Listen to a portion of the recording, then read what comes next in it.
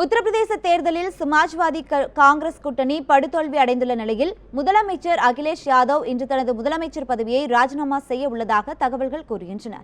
லக்னோவில் அகிலேஷ் யாதவ் வீட்டில் தற்போது நிலவும் சூழல் குறித்து கேட்கலாம் நம் செய்தியாளரிடம். மீண்டும் முதலமைச்சர் பதவியை எட்டுப்பிடிக்கும் அகிலேஷ் யாதவின் கனவு தகர்ந்துள்ள நிலையில் அவரது வீட்டில் தற்போது நிலவும் சூழல் பற்றி சொல்லலாம். அகிலேஷ் யாதவினுடைய இல்லமானது தற்பொழுது லக்னோவில் இருக்கக்கூடிய காளிதாஸ் மார்க்கில் அமைந்திருக்கிறது. இது அரசு சார்பில் முதலமைச்சருக்கு ஒதுக்கப்பட்டிருக்கக்கூடிய அதிகாரப்பூர்வ இல்லமாகும். இந்த இல்லமானது காலை முதலே வெறிச்சோடிதான் காணப்படுகிறது. காலை வாக்கு எண்ணிக்கை தொடங்குவதற்கு சிறிது நேரத்திற்கு முன்பாக இந்த பகுதியில் சிறிதளவு தொண்டர்களினுடைய கூட்டம் இருந்தது. அதனைத் தொடர்ந்து முன்னிலை நிலவரங்கள் சமாஜ்வாடி கட்சிக்கு மிகவும் ஒரு மோசமான முடிவை தந்துள்ள நிலையில் தற்பொழுது இந்த பகுதி முழுவதுமே ஒரு காலியான சூழ்நிலை தான் நிலவுகிறது. இந்த பகுதியை பொறுத்த வரைக்கும் தற்பொழுது பத்திரிகையாளர்கள் மற்றும் காவல்துறையினர் பாதுகாப்பு பணியில் ஈடுபட்டுள்ள காவல்துறையினரை தவிர இந்த பகுதியில் ஒரு சமாஜ்வாடி கட்சியினுடைய தொண்டரை கூட நம்மால் பார்க்க முடியவில்லை. தொடர்ந்து ஆனால் கட்சி தரப்பில், அதாவது சமாஜ்வாடி கட்சியினுடைய மூத்த தலைவர்களும் அதே போல காவல்துறை மற்றும் அரசு உயர் அதிகாரிகளும் தொடர்ந்து வந்து அகிலேஷ் யாதவுடன் ஆலோசனையில் ஈடுபட்டு வருகிறார்கள். தொடர்ந்து உள்ளே வாகனங்கள் சென்ற வண்ணம் இருக்கின்றன. உள்ளே தொடர்ந்து ஆலோசனையானது நடைபெற்று வருகிறது. இன்று அதாவது 2 மணி அளவில் அகிலேஷ் யாதவ் ஆளுநர் ராம் நாயக்கை சந்தித்து தனது ராஜினாமா கடிதத்தை அளிக்க இருப்பதாக முன்னரே தகவல்கள் வெளியாகி இருந்தன. ஆனால் தற்பொழுது அந்த நேரமானது மாற்றி அமைக்கப்பட்டு இருக்கிறது. அகிலேஷ் யாதவ் இன்று மாலை 5 மணிக்கு அவருடைய இல்லத்தில் செய்தியாளர்களை சந்திக்க இருக்கிறார். அந்த செய்தியாளர்கள் சந்திப்பிற்கு பிறகு, அதாவது சுமார் ஒரு 5:30 அல்லது 6 மணி அந்த நேரத்தில் அவர் ஆளுநர் ராம் நாயக்கை சந்தித்து அவர் தனது தோல்வியை ஒப்புக்கொண்டு தனது தலைமையிலான அமைச்சரவை பதவி விலகுகிறது என்று கூறி அவருடைய அந்த ராஜினாமா கடிதத்தை அளிப்பார் என எதிர்பார்க்கப்படுகிறது. இதுவரைக்கும் அகிலேஷ் சார்பிலோ அல்லது அதாவது சமாஜ்வாடி கட்சியினுடைய மூத்த தலைவர்கள் தரப்பிலோ இந்த தோல்வி குறித்து எந்த விதமான ஒரு கருத்தும் வெளியிடப்படவில்லை. இன்று மாலை 5 மணிக்கு அகிலேஷ் யாதவ் செய்தியாளர்களை சந்திக்க இருக்கிறார். அப்பொழுது அவர் அந்த தோல்வி குறித்து அவர் கருத்தினை வெளியிடுவார் என எதிர்பார்க்கப்படுகிறது. ஸ்ரீவித்யா.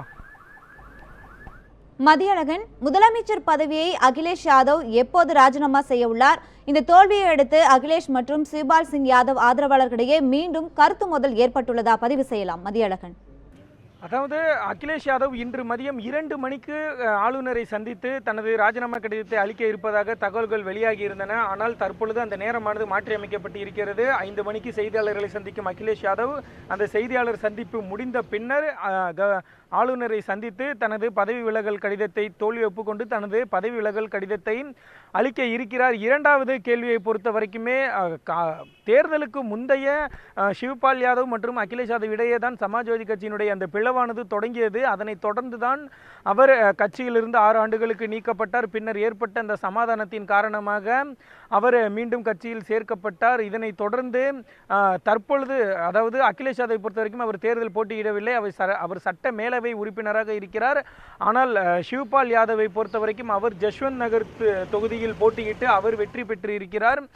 மீண்டும் சமாஜ்வாடி கட்சி இணையுமா, அதாவது மீண்டும் அவர்களுக்குள்ள ஏற்பட்டிருக்கக்கூடிய அந்த கருத்து மோதலானது தேர்தலுக்கு இந்த முடிவுக்கு பின்னர் அதிகரிக்குமா என்பது குறித்து நாம் பொறுத்துதான் பார்க்க வேண்டும். ஏனென்றால் முதலில் உத்தரப்பிரதேசத்தை பொறுத்த வரைக்கும் முலாயம் சிங், அதாவது கட்சியினுடைய நிறுவனரும் முன்னாள் தலைவராகவும் இருந்த முலாயம் சிங் யாதவ் அவர்தான் முதலில் வேட்பாளர்களை பட்டியலை அறிவித்தார். அது மட்டுமில்லாமல் அவர் எந்த கட்சியுடனும் கூட்டணி இல்லை, தனியாகவே சமாஜ்வாடி தேர்தலை சந்திக்க போவதாக தெரிவித்திருந்தார். ஆனால் அகிலேஷ் யாதவை பொறுத்த வரைக்கும் அவர் முலாயம் சிங் கட்சியினுடைய முன்னாள் தலைவரும் தனது தந்தையுமான முலாயம் சிங் அறிவித்த அந்த வேட்பாளர்கள் பட்டியலை நிராகரித்து இவரும் ஒரு போட்டி வேட்பாளரை பட்டியலை வெளியிட்டிருந்தார். காங்கிரஸ் கட்சியுடன் கூட்டணி சேர வேண்டும் என்ற முடிவையும் அகிலேஷ் யாதவ் தான் எடுத்திருந்தார். இதன் காரணமாக தான் கட்சியில் அந்த பிளவானது மிக அதிக அளவில் அதிகரித்தது.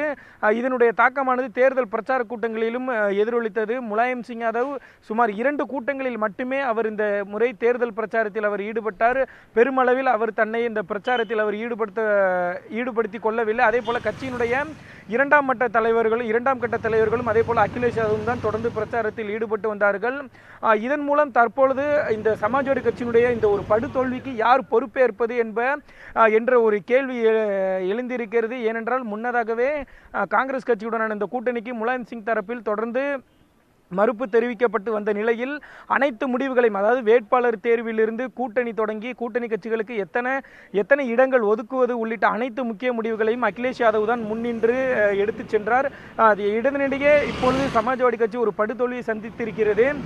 இந்த தேர்தல் தோல்விக்கு யார் பொறுப்பேற்பது, அதனால் இதற்கு யார் காரணம் என்பது குறித்து அந்த கட்சியினுடைய விவாதிக்க தொடங்கும் பொழுது மீண்டும் அது போன்ற ஒரு உள்கட்சி பிரச்சனை வருவதற்கான வாய்ப்புகள் இருக்கிறது. ஸ்ரீவித்யா, உங்க தகவல்களுக்கு நன்றி மதியழகன்.